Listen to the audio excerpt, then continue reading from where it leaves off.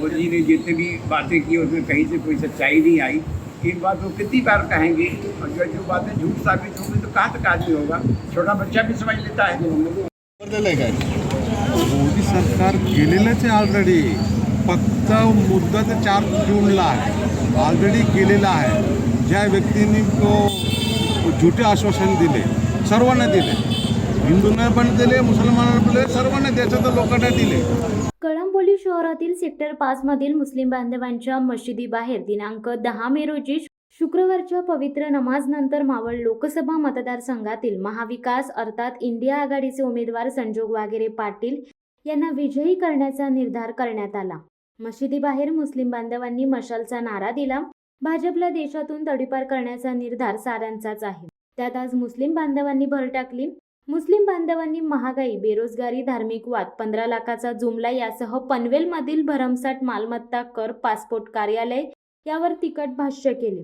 मुस्लिम बांधवांच्या वतीने ट्रस्टचे अध्यक्ष उमर नाकाडे, उपाध्यक्ष बशीर शेख, ज्येष्ठ आणि वयोवृद्ध 92 वर्षीय शकील अहमद दाऊद्दी, इरफान इर्शाद खान यांनी शिवसत्ता टाइम्स न्यूज चॅनलशी बोलताना भाजपची ऐसी की तैसी करून टाकली। शेकडोंच्या संख्येने मुस्लिम बांधव यावेळी उपस्थित होते। त्यात तरुणांचा भरणा अधिक होता। यावेळी उद्धव बाळासाहेब ठाकरे, शिवसेनेचे पनवेल तालुका संपर्क प्रमुख योगेश तांडेल, पनवेल विधानसभा समन्वयक प्रदीप ठाकूर, शेकापचे नेते रवींद्र भगत यांनी ही सडेतोड मते मांडली। शिवसत्ता टाइम्ससाठी दत्ता मोकल, पनवेल। मालमत्ता टेक असं आहे की लोक बघा, आता काही लोक असं म्हणतात की हे तर भरावंच लागणार आहे। काही लोक आपल्या खारघरपासून इथून आपल्या पनवेलपासून उरणपर्यंत लोकांनी फार प्रयत्न केलेले आहेत की हा जो टॅक्स आहे तो कमी व्हावा। तर आज जेवढी थकबाकी जी आहे ही थकबाकी लोकांना पेड करणं किंवा भरणं फार कठीण आहे। जे उद्धव ठाकरेंचं जे म्हणणं आहे हेच आम्हाला मान्य आहे आणि ते झालंच पाहिजे। तर आज जे एक जे इथल्या लोकांवर जे टॅक्स आहेत जो त्याचा बोजा आहे ना तो सहन करण्यासारखा नाही आहे। का दुकानदार असो किंवा घर मालक असो ते फार कठीण आहे। आणि आता याच्याचा आवाज कोण उठवणार? दादा आपला घर मालक किंवा दुकान मालक उठवणं फार कठीण आहे। याच्यासाठी असं आहे की आपल्याकडून जे प्रयत्न होत आहेत ते फार मोलाचे प्रयत्न आहेत आणि ते व्हावे अशी आमची सर्वांची इच्छा आहे। की आता माझा मुलगा आहे, त्याचं एक छोटासा शॉप आहे सेक्टर 11 मध्ये। आता त्याला जो टॅक्स आहे तो 1,27,000 रुपये टॅक्स आला। एक छोटंसं दुकान आहे तर त्या माणसाने कसं पेड करायचा विचार करतो। तरी त्याने एक वेळ 30,000 रुपये पेड केले। त्याला सांगितलं तुम्ही थोडे थोडे पेड करा। आणि थोडं पेड करून किती पेड करणार ते कठीणच आहे ना हे मामला। तो घर मालक असो किंवा दुकान मालक असो, हे जे आता जे काय झालेलं आहे टॅक्सबद्दल हे फार म्हणजे चुकीचंच आहे आणि गैरसोयीचं आहे। मशालबद्दल हेच की आपल्याला वोट करायचं आहे, त्यांना सपोर्ट करायचं आहे, निवडून आणायचं आहे, हेच आहे। कारण ज्या अपेक्षा आहेत आमच्या किंवा तुमच्याकडून जे तुम्ही जे का तुमच्याकडून जे लोकांपर्यंत जे आलेले आहेत विषय की आम्ही ह्या विषयात तुम्हाला सपोर्ट करणार का हे तुम्हाला आमची सपोर्ट राहील तर ते व्हावं हीच आमची अपेक्षा आहे। आवाम को हम अपने फाइंड आउट के लिए है कि भाई हमारा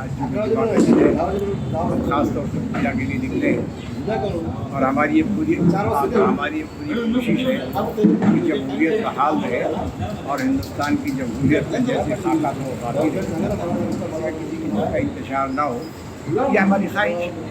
यही हम भी कर रहे हैं और यही हमारे इमाम साहब ने बताया है। तो मेरी पूरी कोशिश होगी और मेरी दुआ है कि सारे लोग महाविकास आघाड़ी का साथ दें और एकजुट होकर के कि इसमें पूरी इतिहाद का मुजाहरा है। मशाल पर देख कर लोग बोल देंगे मशाल जो है हमारे लिए इनकलाब है। इनकलाब का इनकलाब भी है, आज़ाद भी है। हालात ऐसे रहे कि 10 साल के पीरियड में हमारे 10 साल के पीरियड में मोदी ने जितनी भी बातें की उसमें कहीं से कोई सच्चाई नहीं आई। एक बात वो कितनी बार कहेंगे और जो बातें झूठ साबित होंगी तो कहाँ तक आदमी होगा। छोटा बच्चा भी समझ लेता है। हाँ, मशाल हाथ धो, मशाल आगे बढ़ें, आप अपने इतिहास से काम करें, भाईचारे से रहें। सारे लोग हिंदू मुसलमान सिख ईसाई ये मुल्क सबका है, उस हिसाब से रहें, कोशिश करें। भाजप सरकारने 2014ला शिंदे साहेबांनी सांगितलं की प्रत्येक बूथवरती जाऊन तुम्ही सिलेंडर घरून सिलेंडरला नमस्कार करून जायचं. 2014ची पहिली इलेक्शन होती. 2014ला सिलेंडरचा भाव काय होता, आज सिलेंडरचा भाव काय झाला. तुम्ही सांगता की सिलेंडरला नमस्कार करून जातात. मी तर म्हणतो आता प्रत्येक बूथवरती सिलेंडर नेऊन ठेवायला पाहिजे, म्हणजे लोकांना मी कळलं पाहिजे. आणि त्यावेळी GST नव्हती, वॅट नव्हतं, टॅक्सेस नव्हता, त्यावेळी सिलेंडर कमीमध्ये मिळत होता. आज तुम्हाला GSTचा पैसा एवढा येतोय तरी पण तुम्ही महागाई वाढवत गेली. सोनं आज 72-73 रुपये झालं. GSTचे पैसे येतात, सिलेंडर झालं. तुम्ही स्वस्त काय केलं.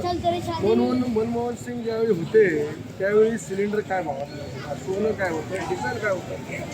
आज काय चाललंय. एवढा तुमच्याकडे पैसा, एवढा तुमच्याकडे टॅक्स येतोय.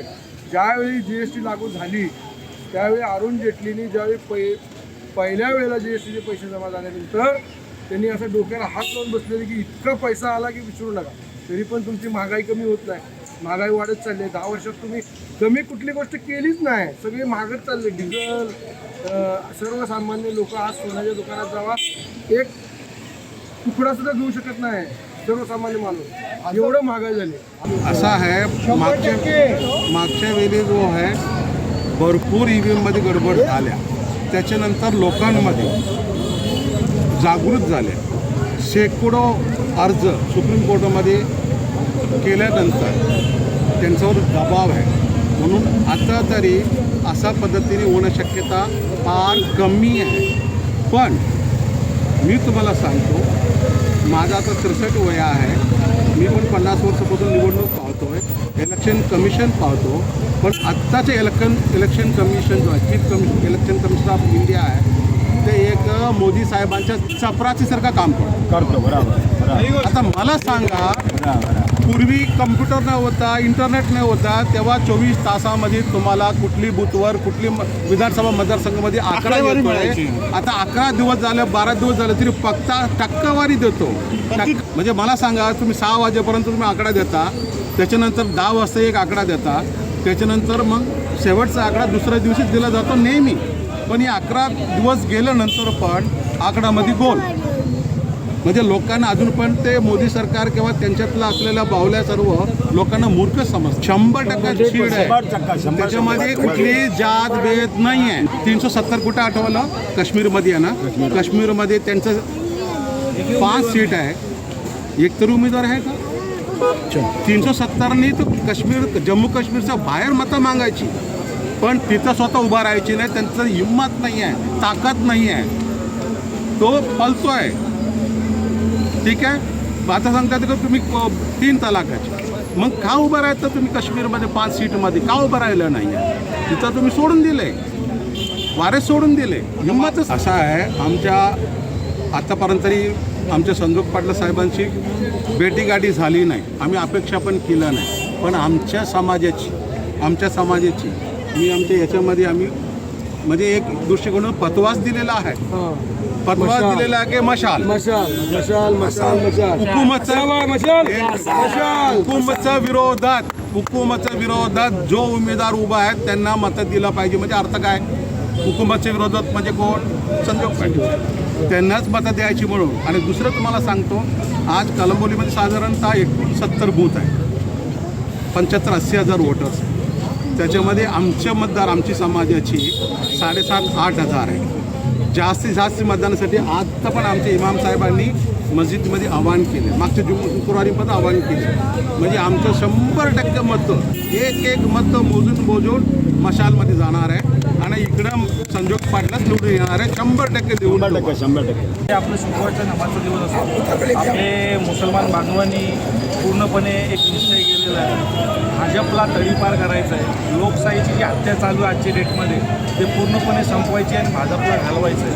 आमचे मोमेडन लोकांनी आणि आपले बाकी इतर सगळे बांधव एकत्र आले आणि सर्व धर्मसमभाव ही भावना जी पहिलेपासून होती ती आजपर्यंत राहील आणि पुढेही राहील.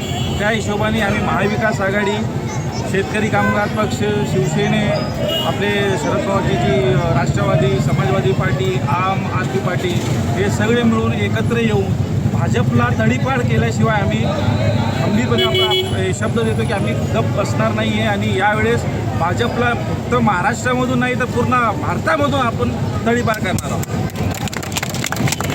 विकास आघाडीचा विजय हा निश्चित आहे. एवढी जनतेचा सपोर्ट, आज सर्व धर्माचा सपोर्ट जो मिळते त्याच्यामध्ये मोदीची हवा निघून गेलेली आहे. आणि तो आता कशावर बोलतो, जो विकासावर बोलायला पाहिजे तो विकासावर बोलत नाही, तो शिवसेनेवर बोलतो.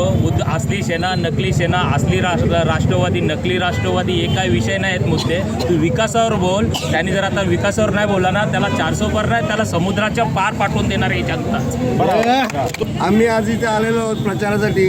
आमचे नगरसेवक आहेत रवी भगत, आमचे तालुका समन्वय आहेत प्रदीप ठाकुर, पटेल सेठ आहेत, मोहम्मद भाई है. सब भाई लोग ऐसा लग रहा है कि आज दिवाली का त्यौहार है. सब जगह भाईचारा है. ये इलेक्शन हम लोग ऐसे मना रहे हैं, खुशियों का त्यौहार है, ऐसा हमको मौका दिया है ये इंडिया गवर्नमेंट में. लेकिन इंडिया गवर्नमेंट में जो बैठे हैं आगे, जिनके हाथ में सत्ता दी है, वो कुछ मुनासिब करना नहीं चाहते लोगों के लिए. उन्होंने 200 रुपये का 250 रुपये का गैस 1200 रुपये कर दिया है. छोटी छोटी चीज़ों में महंगाई बढ़ा के गरीब का रोका है, सब डेवलपमेंट रोका है. तो हम चाहते हैं कि सब लोग मिलके ये हुकुम शाह के विरुद्ध मोदी के खिलाफ इंडिया आघाड़ी को वोट करें और अपने मशाल को ज़्यादा ज़्यादा वोट करके सबको जिता के दो.